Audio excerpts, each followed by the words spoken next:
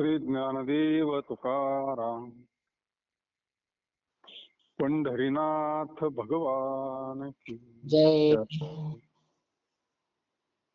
जगद्गुरु संत तुकाराम महाराज की जय. जय. देवाधिदेवा जगत्रयेवा परेशी केशवा विनंती माझी. माझी वाणी तुझे वर्णी गुण नामांचे दे प्रेम काही काळा. नमो सद्गुरु तुकया ज्ञान दीपा. नमो सद्गुरु सच्चिदानंद रूपा. नमो सद्गुरु भक्त कल्याण मूर्ती.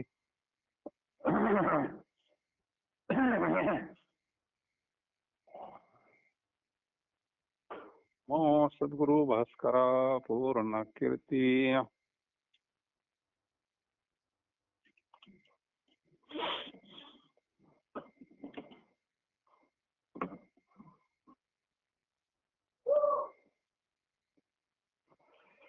साहोनिया टोले उरवावे सार मग अंगीकार खऱ्या मुली.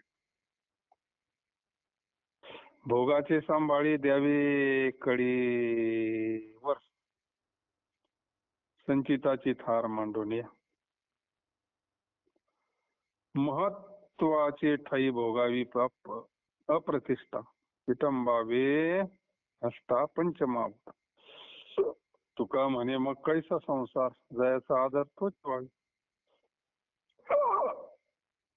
हिरा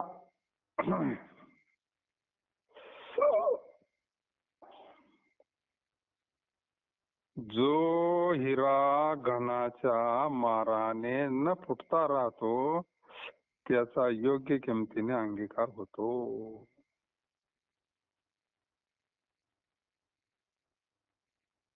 हिऱ्याची जर परीक्षा करायची ठरली तर त्याची परीक्षा कशी करते. आयरा निवाट ठेवतात, ओढून घाणा मारतात. तो आयरनीच घुसतो पण फुटत नाही.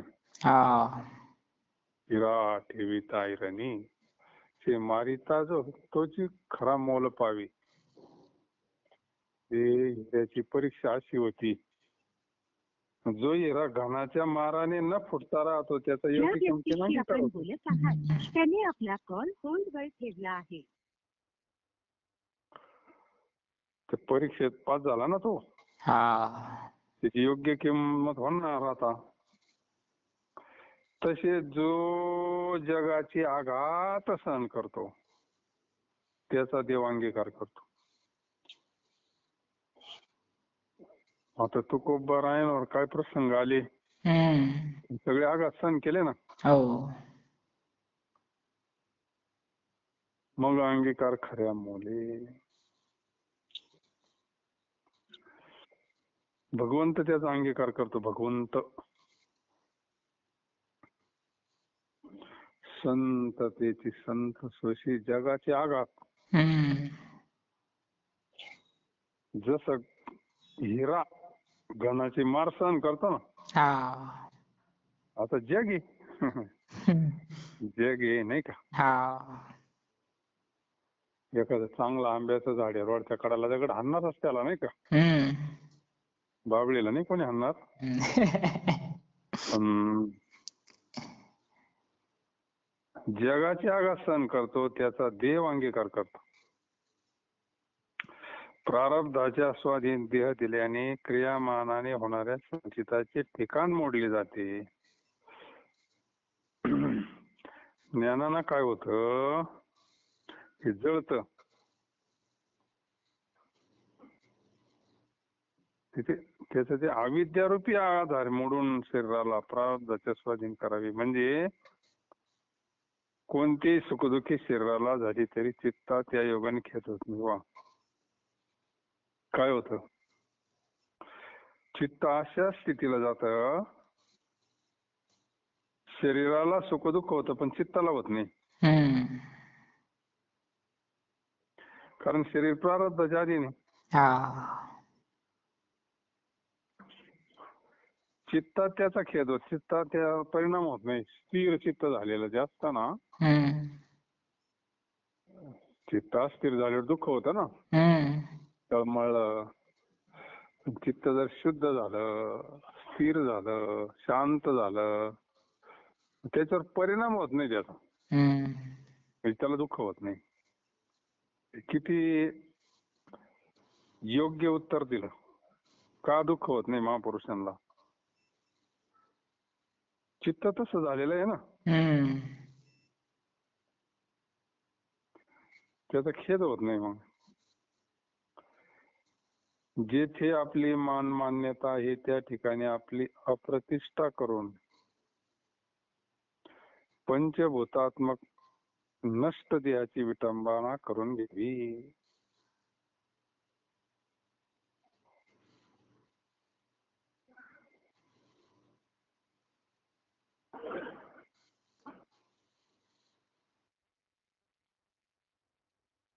त्याचे लक्षण थोडे वेगळे आहे ना. हम्म. चातुर्य लपवी, मग तो हरवी, पूजेचा डोळा ना देखवी. देह काय? देह पंचमहाभूताचाच. हम्म. तर महाराज म्हणतात असे केल्याने मग संसार कसला राहणार? हं? देह अधिक संसार राहणार नाही ना. हा. श्री हरीचे ज्याला प्रेम आहे तो तद्रूप होतो. तो भगवंताशी तद्रूप होतो.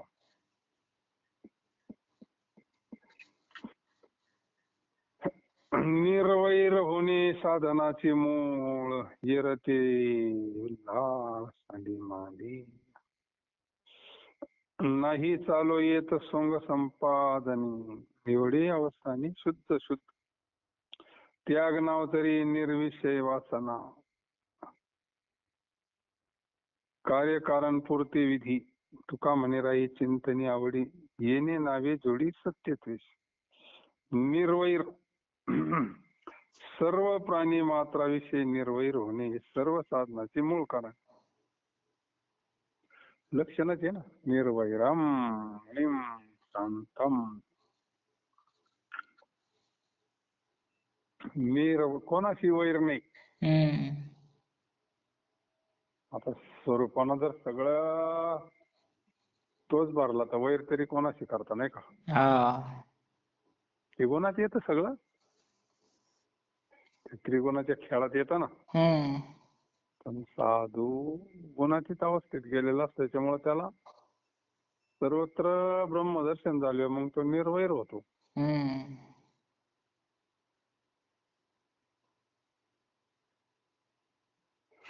निर्वैरम. चित्त एकदा सम झालं का, निर्वैरम ही स्थिती होती. म्हणून छत्रपतींना स्वामी म्हणले होते ना, आता मला जगत नाही म्हणले मी, आता लई मला पोटसूळ उठलाय म्हणले, आता मी काही जगत नाही. काय औषध आणायचं सांगा म्हणले. आम्ही कुठून नाही औषध आणू, हम्म. तसे काय थोडे होते की नाही का? हा. नाही रे बाबा म्हणले, आता काय औषध लय अवघड आहे म्हणले. वाघिणीचे दूध आणायला लागेल म्हणले. वाघिणीचे दूध म्हणले थांबले असतील का ते शिष्याचे? नाही. वाघिणीचं दूध म्हणल्यावर जो वाघिणीचं दूध आणायला जाईल तो येतच काय परत.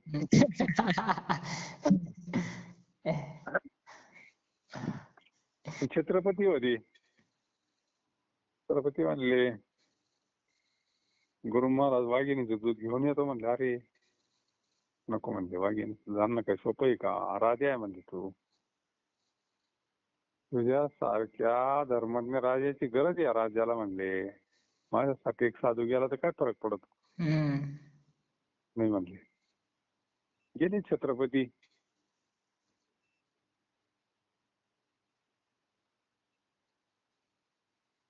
जंगलात गेले, त्या जाळीच्या कडाला त्यांना पिल्ल दिसले असते बारीक बारीक वाघाचे. त्यांचा निश्चित तिथं वाघिणी ज्या ती पिल्ल आहे ती वाघिणी आहे. हम्म. आणि दूध म्हणल्यावर आपल्याला जनेलाच वाघीण पाहिजे. मग थांबले तिथं आली ती वाघीण, तेवढ्यात तिचे डोळे आणि ते पिल्ल म्हणले होती हे झाली ना, बेभान झाली. पण यांची स्थिती निर्वैर आहे ना. हा. यांनी काही तिला काही हे नाही केला विरोध, मारायला काही हत्यार बित्यार काही नाही. शांत हात जोडून तिच्या पुढं शांत उभे राहिले, निर्वैर. समोरचा कधी हे करतो, घाबरला त्याच्यावर आपण काही हत्यार उचललं तरच ना. निर्वैर.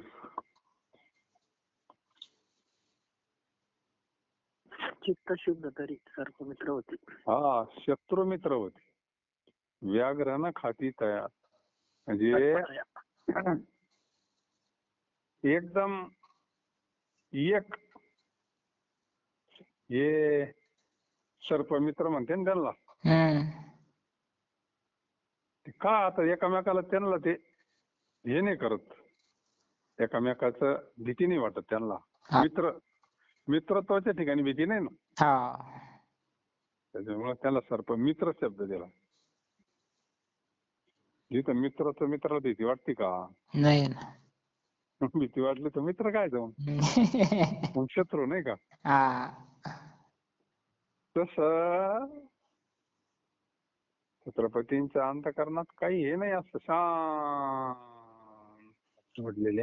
आई अरे गुरु दूध लागतं म्हणले.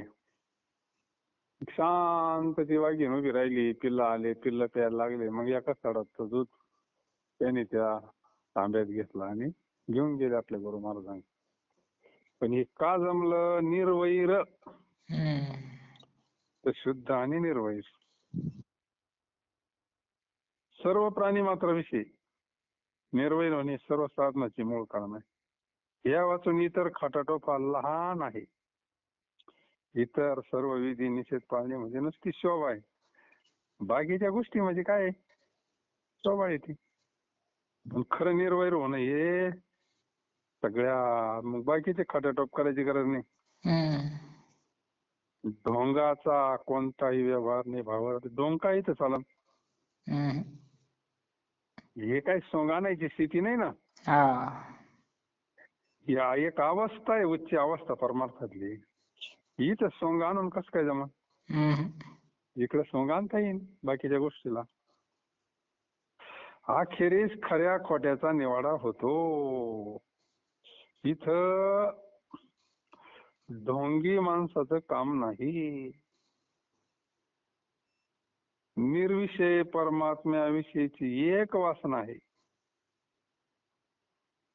निर्विषय, निर्वासन होणे, काहीच इच्छा न राहणे अंतःकरणात.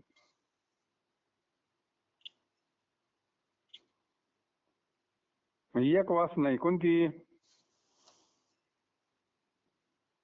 तो मज व्हावा, तो मज व्हावा, वेळोवेळा व्हावा पांडुरंग. बाप रखुमा देवरो नविसंबे सर्वता. निवृत्तीने तत्वता सांगितले. याला खरा त्याग म्हणतात. याचे कार्य कारण पुरते शास्त्रविधीने विषयाचे सेवन आहे. शास्त्रातील विधी व्यवहारातील कार्यकारण भाव सांगण्यापुरता मर्यादित आहे. परंतु विषय सेवनाने विषय भोगण्याची वासना नष्ट होते असे नाही.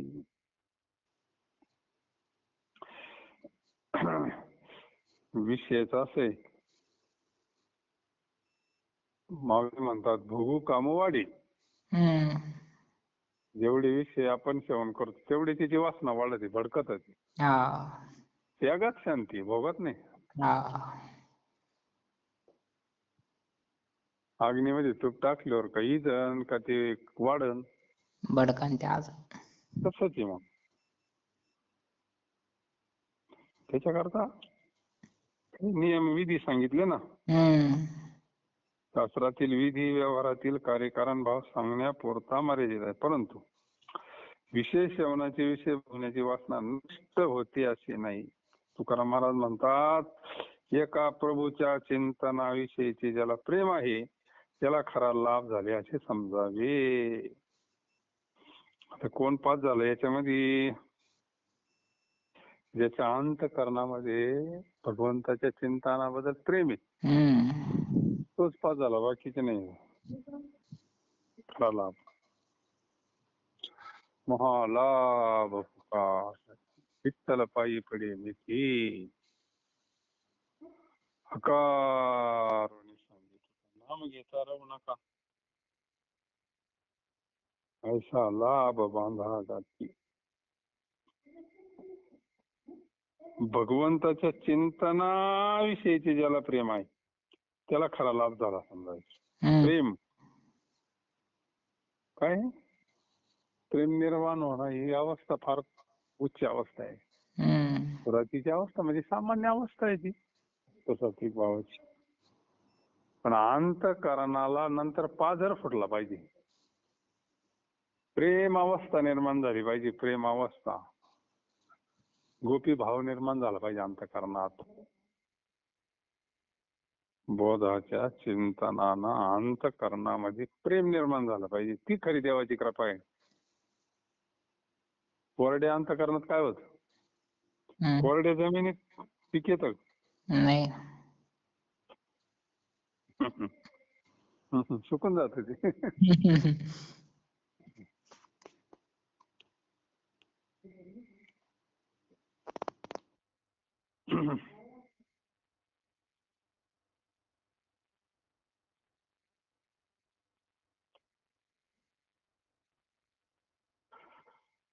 पशु ऐसे होती ज्ञानी चरवणी विषयाचे ठेवणी लोभी लोभ झाला शोभ आत्मत्वी केला आणि कावाडी एक पाक खाणे ताक मूर्खाचे तुका म्हणे मोठा घात वाता हा देह.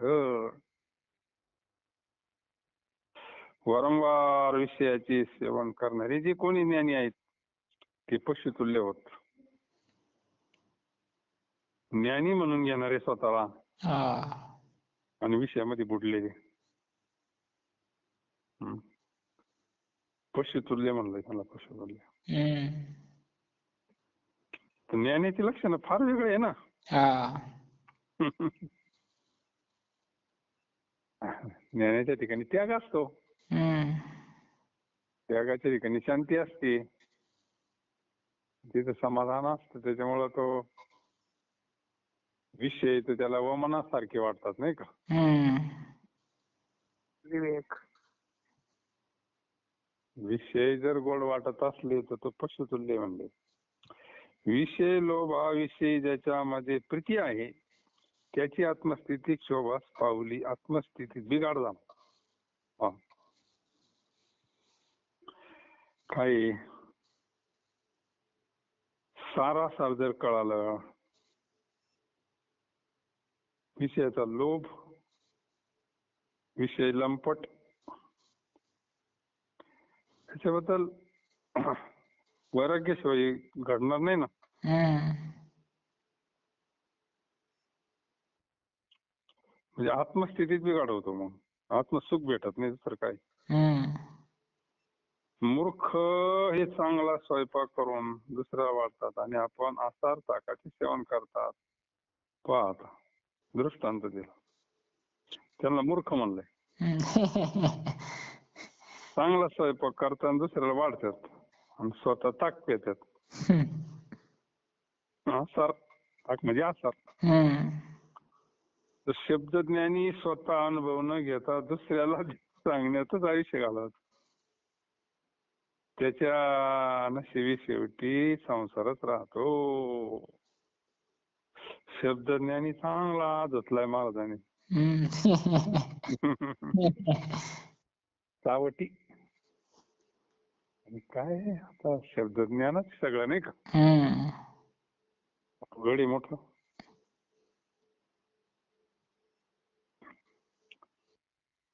त्याला काय अनुभव नसतो तरी दुसऱ्याला ज्ञान सांगतो नाही का. वाचून सांगतो म्हणजे शब्दज्ञान. पाठ पाठांतर बहुत केले, पाठ पाठांतर वर्म राहिले दूर.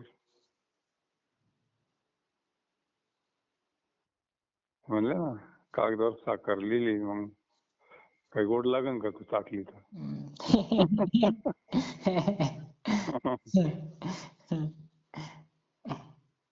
ते शब्द ज्ञान सांगण्यात आयुष्य घाल, शेवटी मग तो संसारच राहतो ना. हम्म. तुकाराम महाराज म्हणतात, अशा प्रकारच्या ज्ञानाचा मोठा घात होऊन त्याच्या देहाची वाताहत होते. त्याला इथं सुख नाही, पुढं सुख नाही. हम्म. ज्ञानी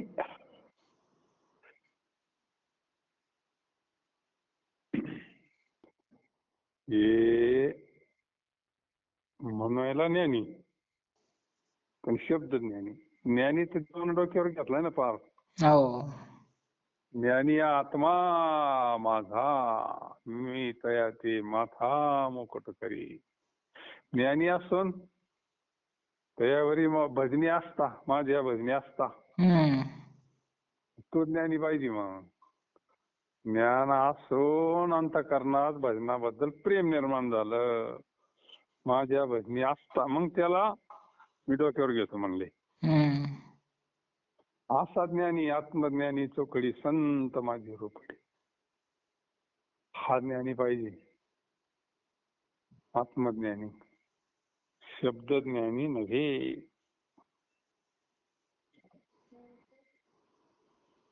त्याची वाताहत होती म्हणजे. हम्म.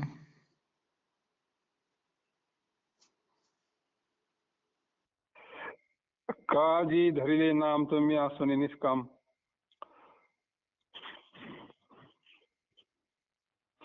कोणा सांगता असा ज्ञान, थकाथकीचे लक्षण. आवडीने नाचे आहे तरी पुरले साच. तुका म्हणे प्रेम नाही भंगायचे काम.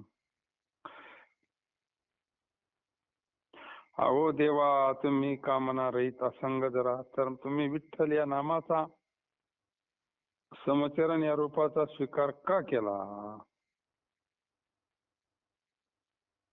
आता देवावरच हे आलंय. तुकाराम महाराज देवालाच म्हणते आता, हम्म. नाही का? हा. तुम्ही जर असंग आहे, असंग शब्दाचा अर्थ ते निर्गुणाकडे जाते, हम्म. कामना रहित. तुम्ही हे नाम कसं काय हे केलं? नाम रूप त्याचा स्वीकार कसा काय केला? मी नाम रूप हित असंग शुद्ध बुद्ध आहे असे ज्ञान तुम्ही कोणाला सांगता? हे सर्व ठकबागीचे लक्षण आहे. भगवंतानं आता सगुण रूप धरलेलं आहे ना. हा. सगुण आलं, गुण आलं का सगळं येत असं. गुण गुण आले ना तिथं, हम्म. गुण आले का नाव येतं, रूप येतं, सगळंच येतं. मग भगवंताला आता प्राण प्रतिष्ठा केलं, सगळंच लागत. मग रोज स्नान लागत, नैवेद्य लागतो, आरती लागती, 2 टाइम नैवेद्य लागतो. कारण ते सगळे धर्म सगुणाचे येते ना. मग हा. प्राण प्रतिष्ठा झाली म्हणजे आपल्याला भूक लागत, देवाला भूक लागती, हम्म. म्हणून तर तो प्रगट झाला ना. मग हा. देवा हाती दूध प्याला. आता ती एक भक्तीची परिसीमा आहे, नाही का? हम्म. भगवंताला म्हणते ते, तुम्ही जर निर्गुण आहे मग कस काय एवढं, तर सगुण झाली म्हणून, नाही का? हा. आमच्या पुढे तुमचे खरे स्वरूप आहे, त्याचाच नामचिंतनाच्या छंदात मी प्रेमाने नाचेन. आणि आता तुमचं जे खरं स्वरूप आहे, नामचिंतनाच्या छंदात मी प्रेमाने नाचन. तुकाराम महाराज म्हणा, देवा असल्या कोरड्या ब्रह्मज्ञानाने सगुणाविषयीचे आमचे प्रेम बंगण्याचे काही कारण नाही.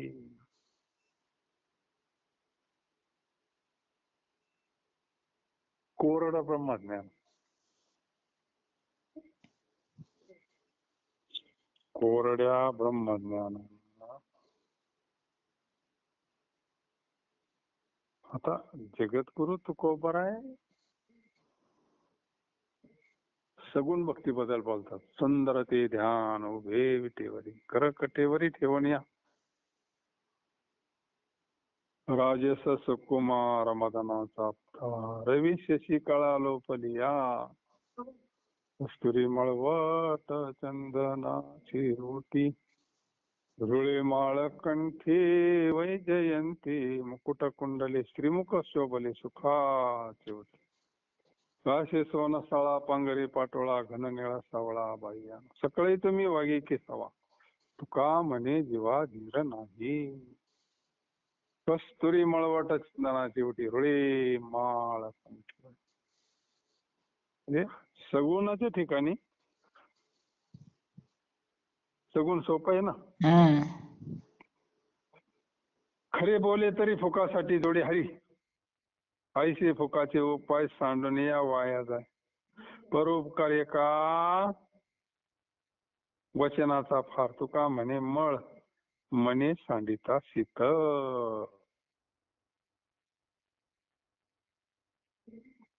मनुष्याने जन्मभर नुसते खरे बोलण्याने व्रत पाळले तर हरीची प्राप्ती फुकट होते. पाप देवाची प्राप्ती किती सोपी जशी पाहिलं तर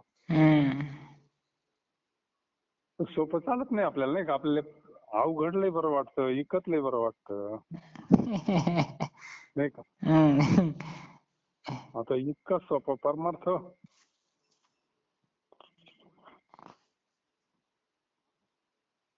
अवघडच आहे.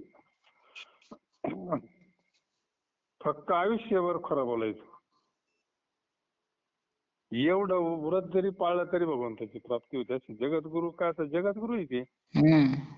त्यांनी खोटं त्यांच्या स्वप्नात त्याला माहिती नाही ना. आता खोट्याचा तर लय राग त्यांना. ते म्हणतात आयुष्यभर नुसतं खऱ्याचं जरी व्रत पाळलं तरी देवाची प्राप्ती होती. पाम नुसतं खरं वागायचं तरी देवाची प्राप्ती होती. सोपं नाही का मग? सोपं आहे ना. ते व्रत पाळलं पाहिजे, खोटं बोललं नाही पाहिजे वाणी, नाही का. म्हणजे फुकटच प्राप्ती आहे ना मग. वारी करायची गरज नाही राहिली.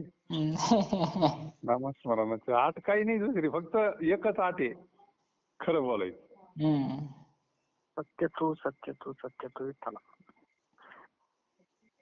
देवाचं स्वरूप सत्य आहे, पण इथं एकच आठ आहे फक्त ईश्वर प्राप्तीला. फक्त खोटं बोलायचं नाही आयुष्यभर.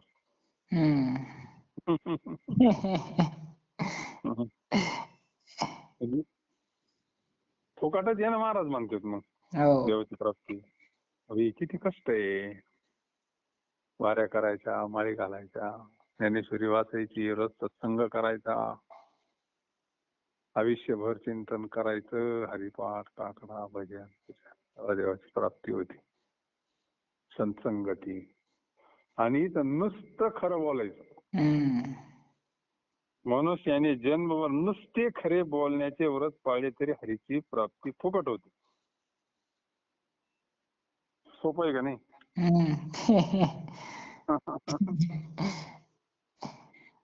हे सोपंच आहे.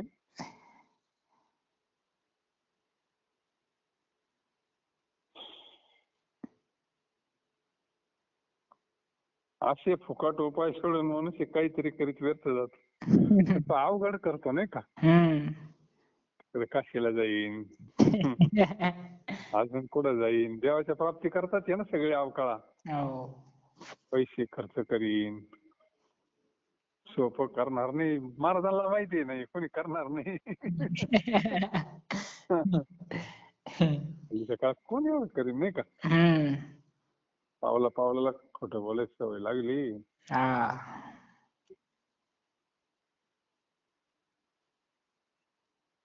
त्याला एकदम निरपेक्ष जो झाला तोच खरं बोलू शकतो नाही का. त्याला काय, त्याला घेणं नाही, स्वार्थ नाही, निस्वार्थ जीवन, काय लाभ नाही, हानी नाही, कुठं कीर्तीची घेणं नाही, कशाचाच घेणं नाही, तोच. म्हणजे किती अवघड आहे ते.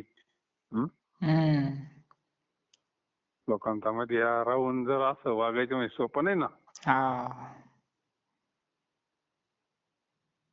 त्याला वेळेच सोंग घ्यावं लागेल तेव्हा जमान. हम्म.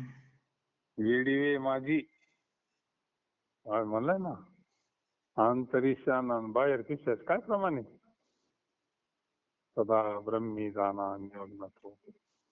जगात पिसाच्या अंतरिक्ष. हा, जगात किशात अंतरिक्षान, जगात म्हणजे बाहेर हम्म. लोकांतात. पण अंतरिक्षान अशा स्थितीत राहिला तर जमान बाबा. हम्म. जग मध्ये येडा आहे, त्याला काय कळत नाही का? हम्म. बोलायचंच नाही कोणी. हा. मग काही त्याला जगाशी घेणं नाही. हा. मग काय खोटं बोलायला संबंध येतच नाही ना. हम्म. म्हणून काही महात्मे असतात अशा स्थितीमध्ये, त्यांच्या मस्तीत असतं फक्त. एक सत्य वचनाने पुष्कळ परोपकार होतात. खरं बोललं तरी परोपकार होतो.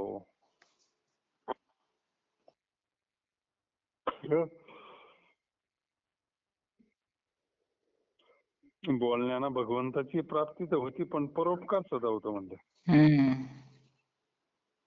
सत्य वचनाने पुष्कळ परोपकार होतात. तुकाराम महाराज म्हणतात, कुवासनेचा असत्याचा मळ मनाने टाकून दिल्यास ते शांत होईल. मन शांत का होत नाही? आता हे लोक मोठमोठं ज्यांच्या हातात सत्ता आहे त्यांच्याकडे किती पैसा असतो, हम्म. पण तरी काहीतरी राडे करतातच. हम्म. गरीब नाही राडे करीत, मोठे राडे करीत असते नाही का? हम्म. याचा अर्थ असा आपण ते तुम्ही काढायचं, असं त्याचा मळी तिथं नाही का? हम्म. वासना असत्य म्हणजे असत्य, तिथं अशांतता असते, शांत जीवन असतं नाही का? हम्म. आणि त्याचं एकदम खरं काम आहे, त्याला शांती मिळत असते. क्षेत्र कोणतंही असू द्या, पहा शांती तिथंच वास करते. मग जिथं सत्य आहे तिथं. हा. आता ते देवाचं स्वरूप आहे ना शांती. हम्म. शांती हे देवाचं स्वरूप आहे. इतकं सोपं आहे बुवा.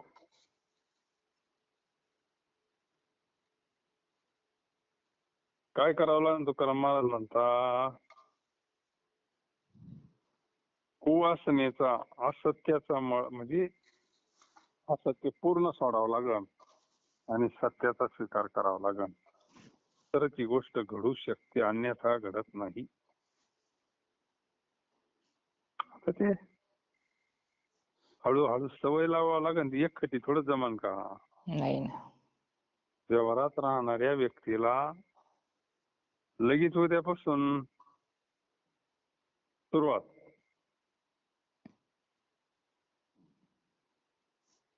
त्याला ते त्रास होईल ना सुरुवातीला लगेच. हा. ते हळूहळू अंगवळणी पाडावं लागल. हळूहळू खरं बोलायची सवय लावावं लागल. थोडं म्हणता होती कोणती गोष्ट अभ्यासानं नाही का? हम्म. अभ्यासाशी सांग कार्यसिद्धी. सुरुवातीला वाटण त्याचा स्वभाव थोडा वेगळा वाटण, समाजामध्ये राहायला त्याला थोडं अडचणी येतील व्यवहारामध्ये, परंतु थोडं एकदा जर सवय लागली, दोरा चिरा कापे म्हणले ना मग. हम्म. अभ्यासानं ही गोष्ट होऊ शकते. साधू संत जे आरती त्या परीक्षेत पास झाले सगळे संत, काय प्रसंग आले पण नाहीच ना मग. हम्म. खरंच बोलले ना. हा. खोट्याचा त्यांनी स्वीकारच केला नाही. काय प्रसंग आले पण नाही ना. त्या वाणीतून असं ते बाहेरच नाही पडत संतांच्या. म्हणून त्यांना शांती प्राप्त झालेली. म्हणून मग तिथं दया, क्षमा, शांती असते साधूजवळ नाही का? हा. तिथे देवाची वस्ती असते.